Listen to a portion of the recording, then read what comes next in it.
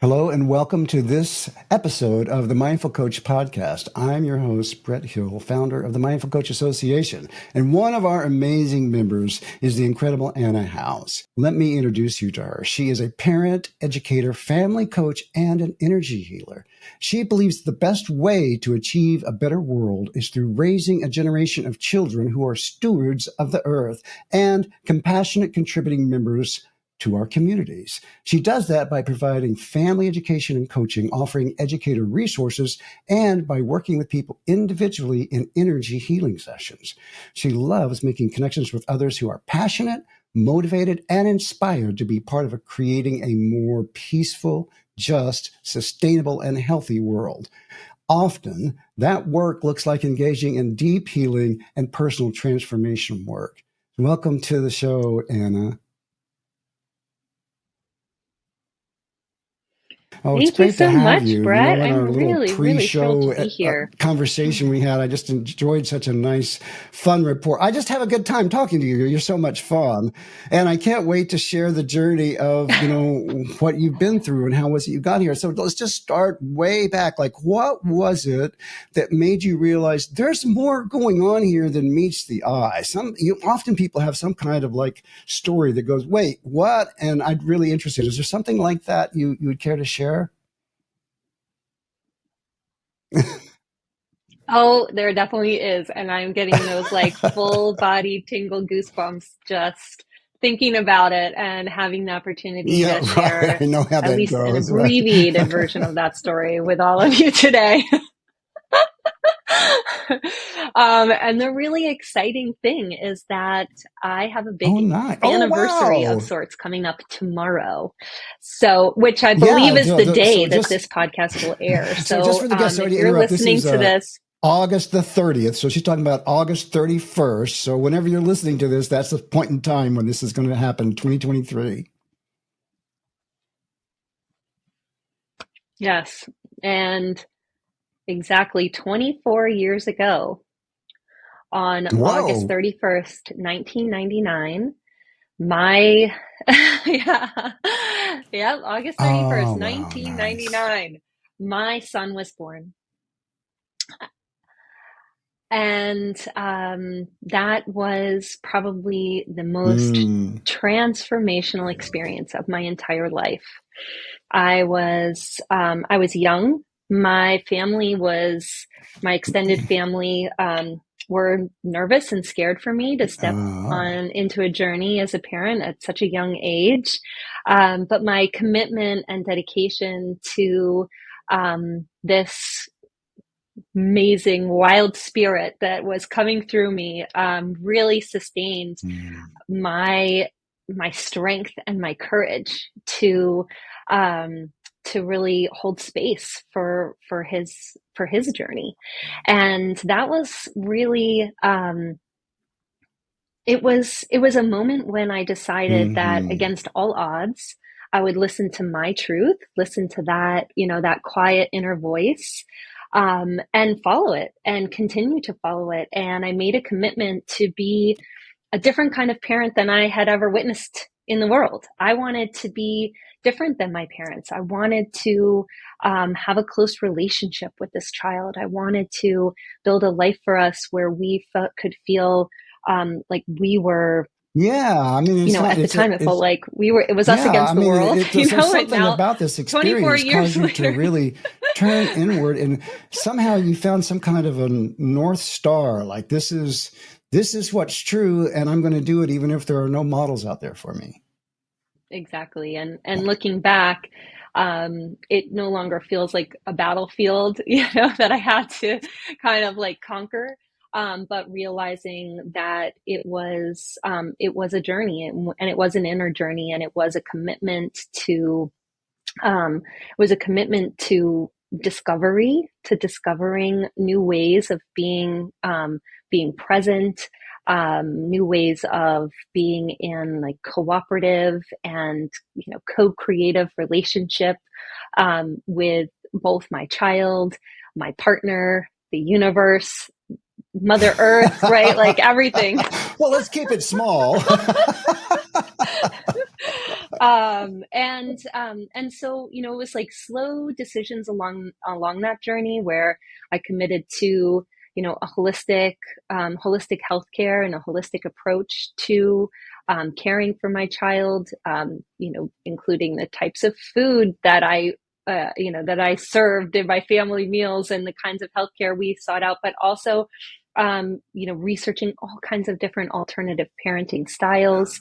I was embarking simultaneously on my own journey as an educator, teaching preschool, infants, and toddlers for almost 2 decades, and supporting other families and parents with discovering their own unique journey towards aligning with their values, and finding solutions that worked for them and their child, despite the messages that they were hearing from experts, pediatricians, family members. I mean, even strangers feel like they can give advice to parents all the time. And Right. Right. Famously, right? So, you really should try this. What, do you have any kid? No, but I think this.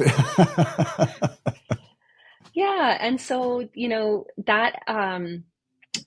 that journey kind of culminated then with an experience where my own mother was diagnosed with cancer, and I left the Mm, classroom to support her for 2 years in doing direct care for my mother, until she passed away. And it was during that mm, time that I really felt this calling towards something bigger. Like, I knew I was impacting the lives of the children in my classroom. Um, and mm. I had already embarked on trying to be out there advocating on a larger level for systems changes and marching in protests and all kinds of things, like trying to make the world a better place. But it felt like I Mm-hmm. was stuck. And I was like, there's something Mm. bigger out there for me. There's something deeper for me to explore. And that's when I found the Barbara Brennan School of Healing. And shortly after my mother passed away, I enrolled in the 4-year program to become a Brennan healing practitioner and spent 4 years studying energy healing science. Wow, that's a lot of years to study a healing science. It's like, Yeah. MD level study in a way, right? Yeah. Wow. Yeah, they offer a bachelor's degree in healing science, as well as continuing education. It's an incredible program. Some people call it the rocket ship for personal transformation, because I Wow. was not only learning how to support others, but I was taking that deep dive into myself. And it was at some point in the middle of those years, I believe it was the second year of school, where we began to take our exploration out into our relationships. And I Yes. had this aha where I thought, here I am out there shouting in the streets, trying to create world peace, right? When I can't even create peace in the four walls of my own home. I'm coming home every Mm, day. There's screaming, there's frustration, there's, crying, there's, the butting heads and conflict. mm. And when I literally quit cold turkey, like all these things that I was out there doing, right? All this doing. And I Yeah. was like, done. And I had to sit in and be in that pause and in that moment, many, many moments, years even of stillness, to find Mm, my way towards inner peace, really taking that deep dive inside myself, starting to unpack some of the energetic patterns that were leaving me in these habitual spaces of conflict, to be able to slowly untangle that in myself, begin to create an atmosphere in my home where my children, my partner, and I could start to live that dream that I was talking about. That started 24 years ago when I was like, oh, it's going to be this cooperative, co creative, beautiful, peaceful, loving, joyful family, right? Um, unicorns and rainbows, right? and I Beautiful. hadn't even seen all the stresses in life sneaking up on me until it felt almost too late, right? But it's Right. never Yeah. too late. The only problem with the vision is that I'm in it and I haven't done that work, right? Oh, and I was exhausted and depleted. I was having physical ailments Yeah. associated Yeah. with that. And And as I began to untangle all of that and create that peace in my home, that vision has now slowly over the last now, you know, 7 or 8 years since graduating from the school, I've been able to feel how that is picking up momentum and the ripple effects of the work, the inner work that I've done, that the work that I've done in my family has begun to impact the work that I'm doing in my communities and the work that I'm now doing as part of Anna Howe's whole family healing and personal transformation so that I can build that kind of support for others. Wow. Wow. Okay. So if I just kind of hang out with that, I get really interested in that segment where you took it to your own, you took it internally, like disconnected from all the doing, and you went and said, I've got to set my own house in order. Mm. And what was that transformation like for you? Well, it was gradual. And it's interesting because, this kind of transformation isn't like you wake up one day and you're like, it's all transformed, right? Or you say like, okay, I'm gonna Right. change this, and the next minute it's like changed, right? Right. Um, It's like the tide coming in, it's like it's a process, right? mhm. And so, it was really a culmination of being able to bring in all that I learned as an early educator, everything I understand about early childhood development, the way that I believe I consider myself a baby whisperer and a toddler translator. Um, Oh, that's interesting. and I brought that work to myself, to Mm. my inner infant, my inner toddler, my inner child. And um, and I will say I do also consider myself now like a teen. I don't know what a good word for it is, but teenagers are right now are my just favorite teenagers and young adults. I just love hanging out with them. They're so fun. They're so Mm. creative. They're so passionate, right? And there was a lot of wounding for me at that age too. Um, a lot of us experience a lot of hardship through middle school, high school, Yeah. and transition to college and like the real world, right? So it was really about A little somatic memory there. so it was about bringing that in for myself.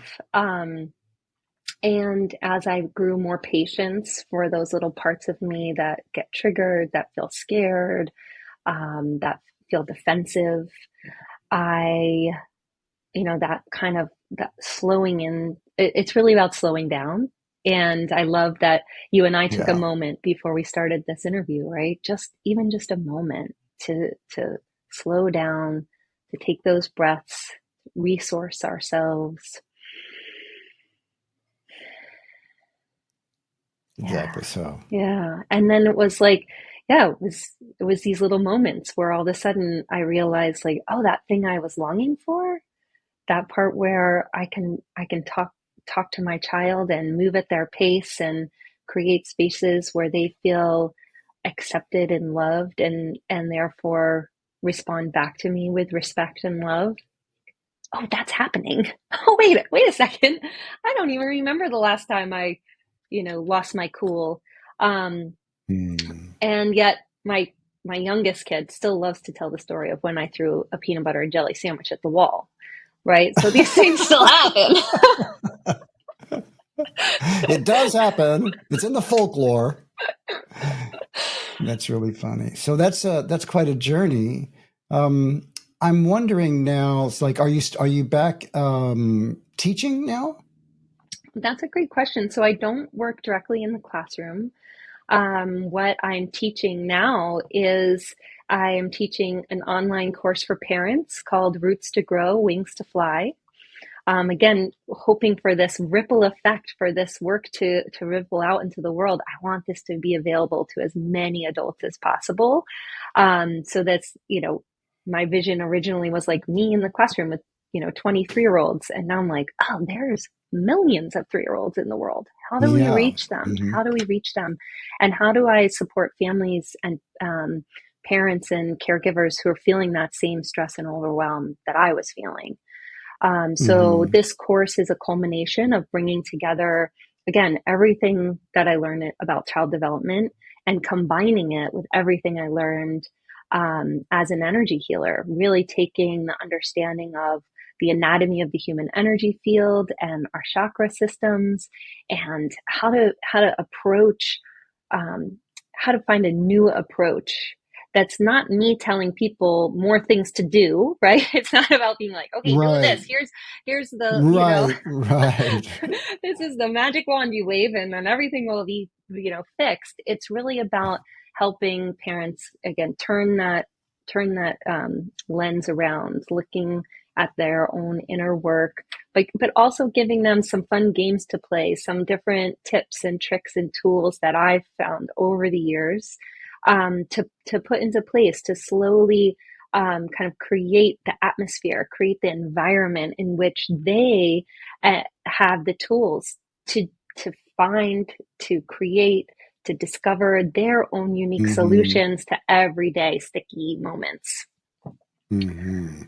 And so that's the teaching that you're doing these days, right? Yeah, yeah, and I also have a course for educators.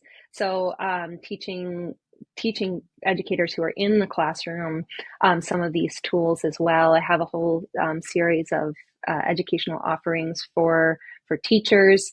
I think I was sharing with you. Currently have a free video on my website, which is called an energy reset for educators, where you can just watch a short video and take that time to resource yourself. Um, take Yeah. that time to just slow down and yeah, and build some energetic and inner resources for yourself, so you can be a more whole person when you step into the classroom. Um, and then I find myself with kids all the time. I just took my nephew camping. I'm teaching all the time. I'm like everywhere I go, I'm with Of kids. course. I can't help That's myself. what I love teachers do. it. Yeah. So what do you say to people who have sort of a fuzzy relationship to the notion of like energy and energy work and Mm, that kind of thing? Because there's a whole bunch of people that I think could benefit from many of the things you're putting out in the world. But when they hear energy, they might go, "Ooh, I don't know if I want to like dive into all of the whole chakra system and all that." And I'm no judgment on my part. I'm trying to represent a voice here. yeah. Um, and yeah. It's a real thing, right? It's a real thing. I think we're at a moment now where this language is more common.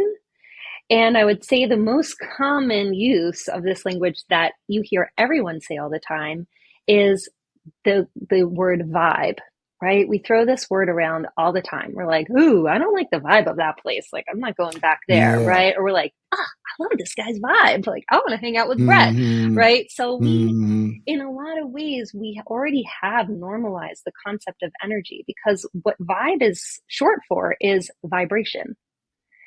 And the way I describe this, because it's the only way that in kind of elementary science we learn about vibration, is through sound. So we can really visualize sound waves, right? So let's say, a symbol is like clang together. We can, in our imaginations, know that when that symbol hits, there's a vibration that starts to ripple out from the symbol, and when that sound wave hits our eardrum, we hear it. It's like ching. We're like, whoa, okay, I heard that, right? The same thing, any kind of energetic imprint has that same capacity for sending a vibrational wave out in space, and then we feel it and we pick up on it. And so, one of the things that I studied, so the Barbara Brennan School of Healing is a really powerful model, because Dr. Barbara Ann Brennan was a NASA scientist. She's quoted as having left the study of outer space to study inner space. And she Hmm. actually used the Western scientific method and Western scientific tools to measure and quantify the human energy field, and actually proved that there is an electromagnetic field around all living things. And this electromagnetic field is vibrating with a frequency, and that frequency changes depending on our mood and our emotions or our reactions to things that we encounter in our day to day life. And when that energetic vibration shifts in our human energy field, it sends ripples out that people feel. So you can be in a room full of people who are chatting and smiling and connecting with each other, and one person walks in who's in a real sour mood, like instantly the room goes like, right? You just feel the Mm-hmm. energy drop. It's like, and people are like Mm-hmm. leaning away from this guy, like, oh, you Yeah, kind of make exactly. space for this person who might, have a certain energetic imprint that's not, you know, maybe not desirable or what you were hoping for in that moment. But then, in the same token, all it takes is one person holding a stronger vibration for, for joy or compassion, understanding, to shift the vibe in the space again to, coming back, whatever it is, to engage in the meeting, have creative ideas. So we're using our energy Yeah. all the time, whether we know it or not. Yeah, I hear what you're saying. I have a whole, oh gosh, a whole orientation to this that I don't talk about a lot, but Hmm.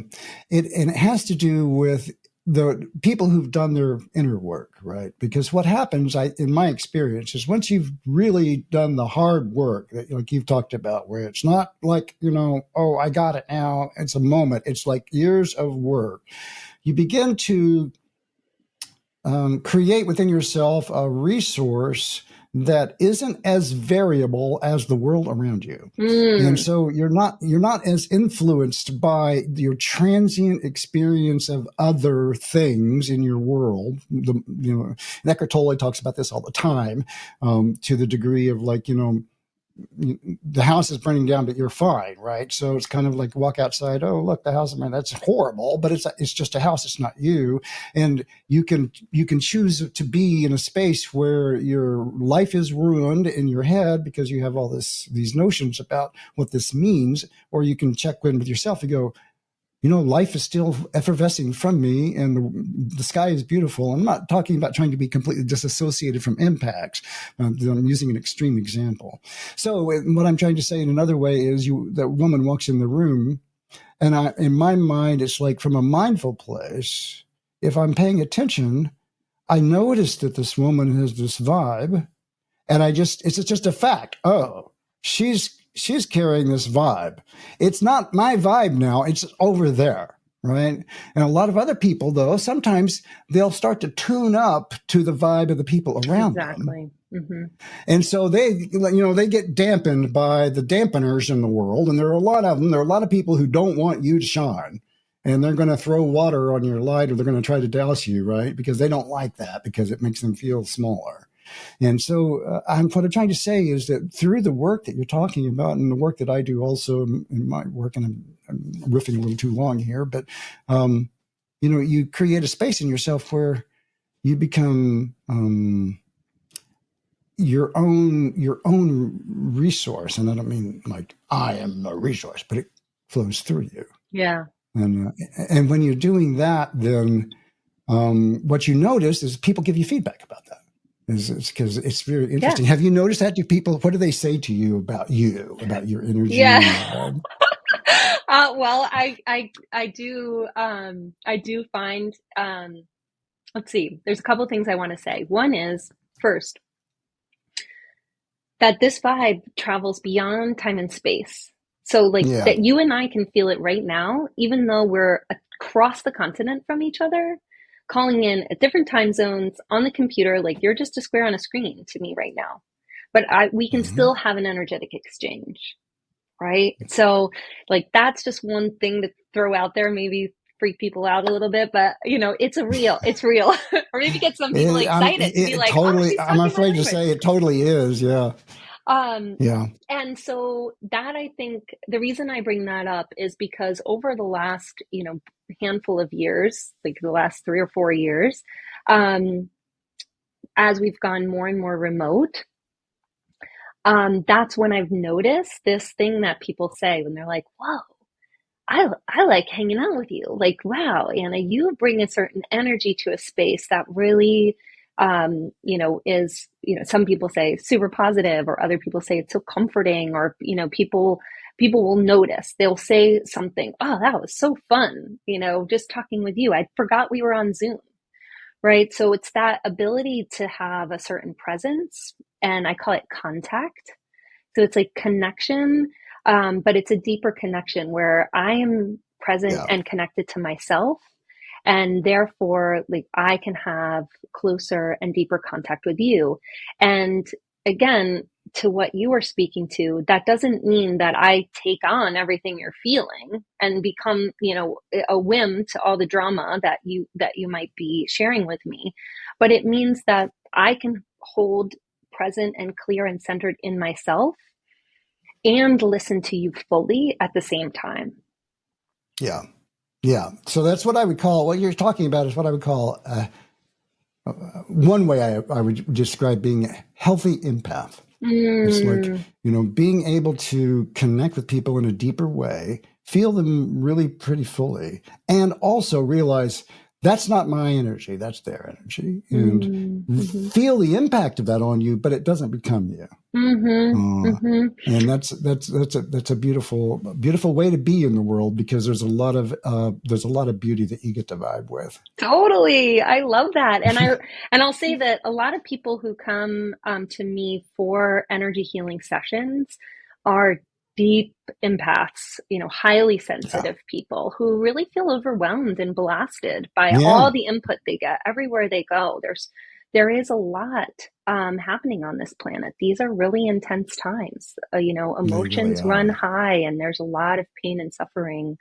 And when you're, constantly taking that on and feeling overwhelmed, a lot of people, through their early childhood experiences have been normalized to being caretakers in their lives, and they're really trying to make everything okay. Um, and this can leave us feeling really depleted, completely overwhelmed. People aren't sleeping, they have high anxiety, and eventually when that's taken on, it can manifest as physical disease, physical dis-ease, right, where we're really holding a lot of that trauma in our bodies. And so Yeah. the healing table is another place where I educate. So it's not just about laying there and receiving this hands-on energy healing, which I can do in person here in Vermont in my office, but also remotely, again, over Zoom, where people are laying in the comfort of their own homes, and we get to have Hmm. this exchange, and they receive that energetic support through the energy healing techniques that I use. But I'm also educating them with tools and resources to be able to practice this on their own, to be able to really develop their own healthy relationship to their deep sensitivities, and how to develop that as a tool, as a gift that they have in the world, and not be a victim to it. And one of the ways I do this, speaking of this kind of energetic vibe, one of the things that I teach about is called a healing response.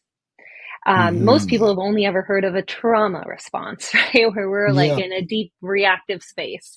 But when we can start to make energetic observations and have a greater capacity, like you said, to stay in that centered, grounded place in ourselves, no matter what's happening on the outside, we can then have the opportunity to actually consciously choose the energetic vibration that we're holding. And we can even choose to hold an energetic vibration that's a healing response, not just for ourselves, but for the others that are around us. And this So is, what, can you give an example of that, you think?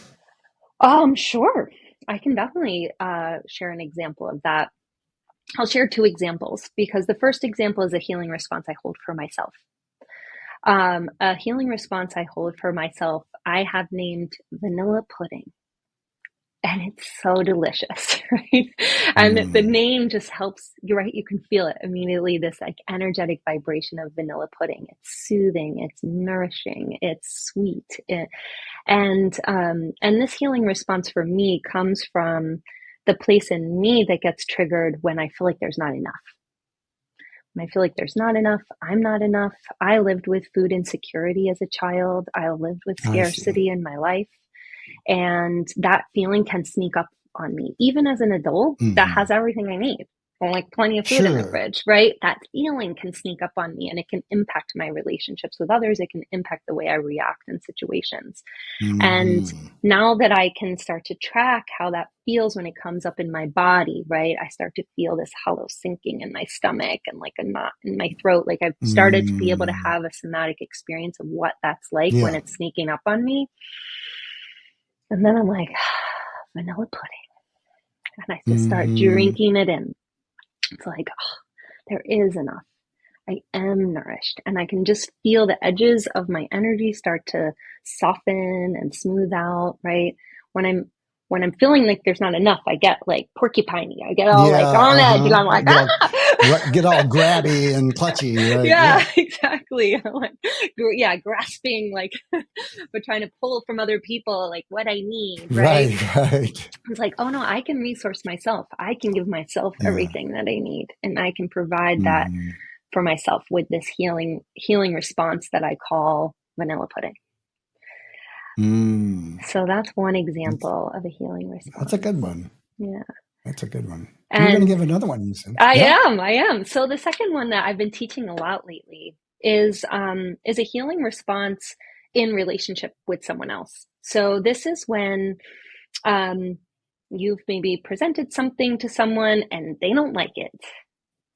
And they're like, let me tell you, the finger comes out and they're like, their energy's going up and over. They're coming at you. Oh, Sometimes nice. it can Yeah. feel like an attack. It can feel like, they want to tell you why you're wrong. They want to, they're something you've said has triggered them into a defense where they feel like they're on the attack. Hmm. This happens all the time, and we don't often mean to do that, right? It's just the way that our energetic systems start to like uh there's a way in which sometimes that our energy combined with the other person's energy just creates conflict, right? Well, they got triggered. They're triggered They're triggered. somehow into being defensive, right? Yeah. Yeah. Uh-huh. And so the healing response that I teach for this again starts with that place in ourselves where we're like, okay, I'm okay, I'm whole and complete. First, we start there. We fill the space around us, the space inside and around us, with this feeling of sort of okayness. Okay, I'm okay. I'm safe. We have to I'm start with okay. that, Mm. and that I'm safe. often Yeah. I'm safe is really important, and the feeling of safety really is about dropping our energy. We hold a lot of energy from our shoulders and head and above in Western culture. Hmm. We're like thinking and trying to figure everything out all the time. So when you drop that energy down, all the way down past your hips and pelvis down, so you're broadening your energy field by your legs and your feet, you're instantly in a energetic response of safety and trust. So you first fill yourself with that feeling. And then you imagine the outside of your energy field coated with a impenetrable and non-stick coating, right? Back in the day, they would have called this like Teflon. So you're like, you Right. create like a Teflon pan with the outside of your energy field so that anything that that person's trying to throw at you, like verbal arrows, hooks from up above trying to get you, their energetic defense, their goal is to get you to engage because that gives them the energetic feedback that they are looking for, like to prove that they're right, to, a lot of people engage in this way. And when you are able to like hold a really clear response, which this healing response is called no contest.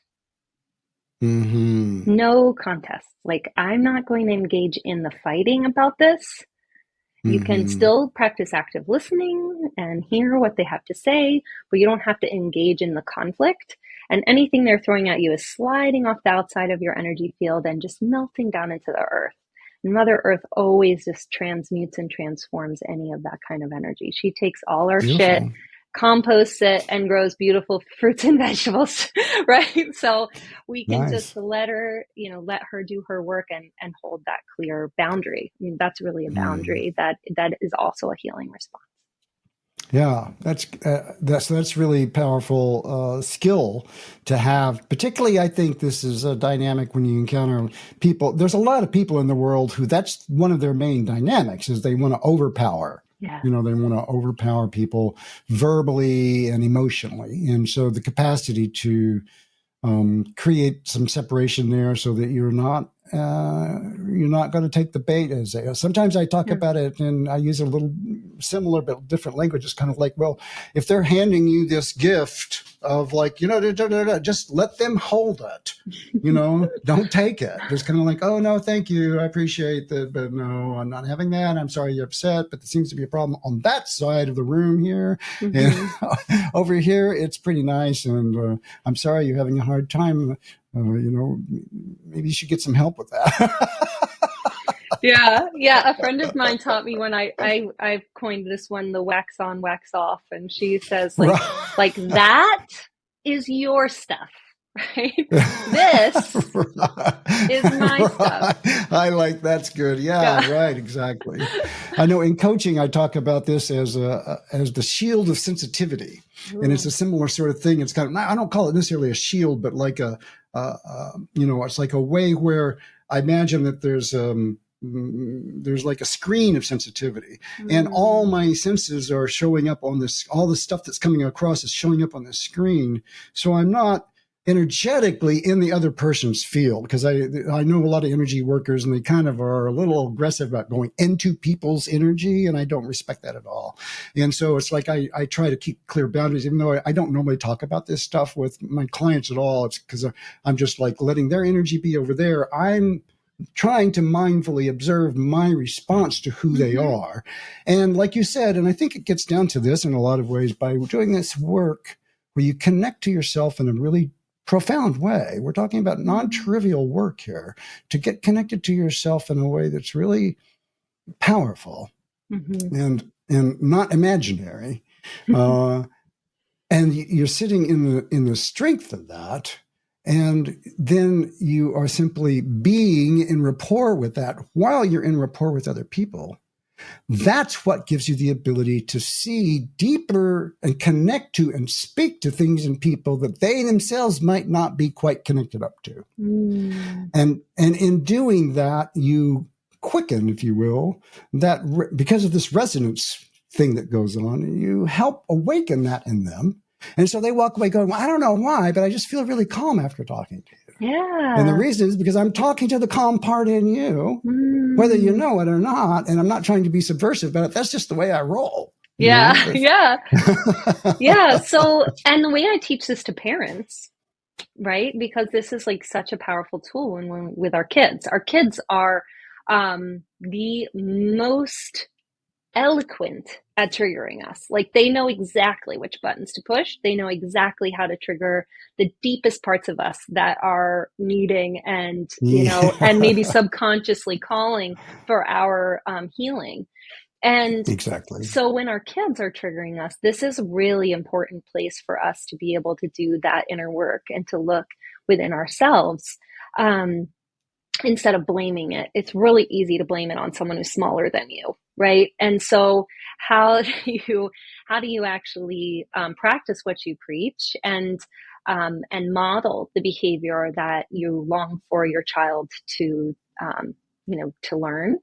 And this tool I call harmonic induction. So back Mm. to us being able to visualize this through the concept of sound.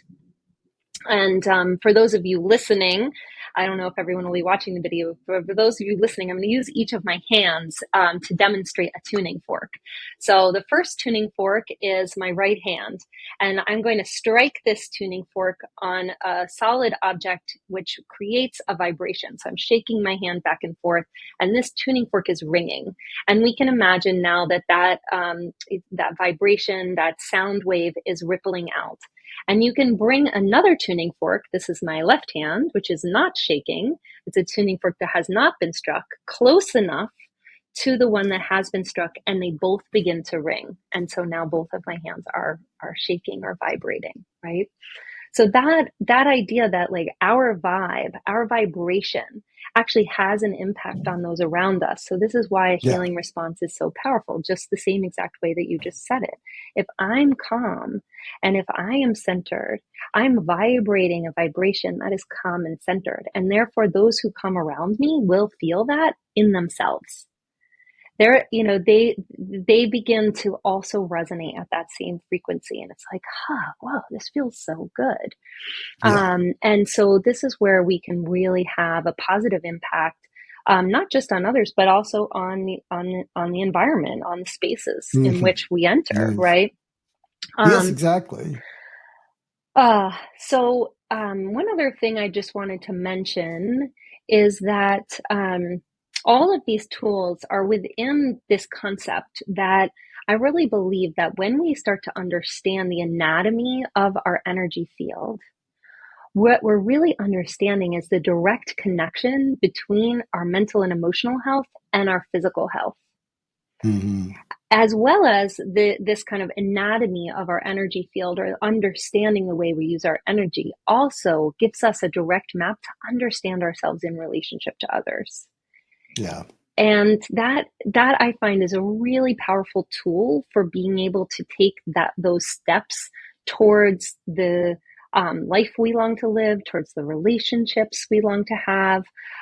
It really helps us have sort of concrete, um, like again, a map is the way that I Hmm. describe it, a concrete map, back to our most whole selves, and then therefore achieving those longings. I'm a big fan of maps, and Me I too. learned a bunch of them in my work, from character maps and coaching. I teach one of the mindful coach method, the somatic insight cycle, and it's really super helpful because whenever you get a little confused in the world, you don't know quite what you're doing. These maps are really helpful to orient, because that's what maps do. You're like, well, where am Yeah. I? Where am I going? Use a map to kind of orient. And so I'm really a big fan of maps. I'm really glad you're bringing that into your work. How do people engage this wonderful energy field of Ann Howe's? Oh, thank you for asking. All right. So right now, I am just launching a free 5-day challenge to slow down your parenting. So if you're a parent out there, a caregiver, really anyone who interacts with kids, this is going to be a really fun way for you to engage with me. We're going to start on Monday, a week from this coming Monday, September 11th. And it's going to be 5 days. You're going to get an email and a quick, easy video into your inbox each day for 5 days. It's not going to take you more than 15 minutes. Each of these little tips, tricks, and tools just to help you take that time to really resource yourself and give you some of these, like how to develop that presence in yourself. And I was telling you, one of my favorite tools to teach, and this will be day 2 of the challenge, is called the scientific method of parenting. And this is a Mm-hmm. really simple tool for making observations in your life, for becoming that kind of objective observer in your life, so that you can see, you can kind of pan the camera out, look at the big picture, see all the moving pieces, observe the physical space, the emotional space, the energetic space, and be able to really, kind of put that in your mind as like, okay, these observations will help inform a hypothesis. And this Mm-hmm. hypothesis will help me make adjustments. And then I just see what happens. And it's not about getting it right or getting it wrong. It's just about what those adjustments tell you about the environment. Maybe they show you that you need to make some more adjustments, right? And maybe at one point you're Mm-hmm. like, oh, this works so great. And you have a moment to celebrate. Like bringing joy and celebration into our lives is one of my real passions. And then, Mm-hmm. as with kids, it'll work for like 5 days, and then they'll be on to the next developmental phase, and you'll have to start all over again, start from scratch. But at least you're not putting that pressure on yourself that like you have to get it perfect. So Is it's, this something that people can? I'm sorry, I just oh, wanted to God. ask: is this something that people can engage anytime, or does it have to be at the time that you're launching it? Yeah, thanks for asking. So we are going to launch it live. This is the first time that I'm offering this 5-day challenge. So we're going to all do it live together. So if you're listening to this in the Oh, next couple of weeks, I just please, please, please, please, like sign up. by the beginning of September and do it with us live, because I'll be engaging every day, practicing all the tools myself, talking about it on my Instagram page, sharing about it in the comments, in the lessons. And once the 5 days are over, it's not too late. This is going to be an evergreen thing that will live on my site. So you can visit and you can engage in the 5 day challenge no matter when you're Okay, hearing great. this, and it'll be there for you. Yay. Yeah. Perfect. Yeah. And so how do they find you? What's your website? It is annahowes.com. So that's ANNAHOWES.com. Okay, Um, well, we'll yeah. put all that in the show notes so people can Great. find it. Great. I also wanted to share that I'm currently just offering a package deal and giving folks a 5% discount on buying a 3 session bundle for energy healing sessions. So I've had a number of people reach out to me, and I'm like, I want you to get the support that you need. And my clients who have done 3 consecutive sessions in a row have had incredible results. So I'm offering a special package deal right now. You can get the information quickest by emailing me, Anna, ANNA, at annahowes.com. That would be the fastest way for me to get you information about that package deal. And I'm running it through the fall of 2023. But if you're listening to this even years from now and you reach out to me and ask for it, I will honor that, because I think that everyone deserves the healing and support that they long for. Indeed, they do. Yeah. And so thank you so much. This has been really great talking to you. I could talk to you all day because this is just a blast.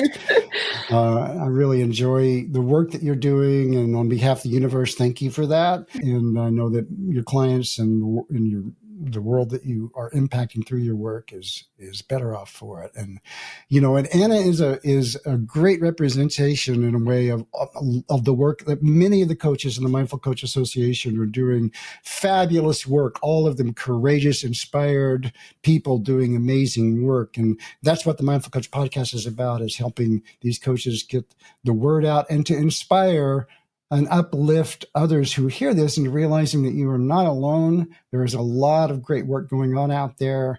And if you're inclined to join us and to meet these amazing souls, you can join us at the mindfulcoachassociation.com and come to the community meetings and get involved in all the goodness that's going on there. It's absolutely free to join.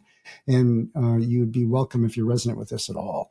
So thank you so much, Anna. It was great talking to you. I really appreciate you being here.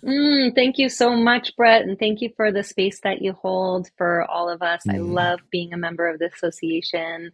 And yeah, I'm just taking it all in. Thank you so kindly. We'll talk soon. Sounds good. Bye.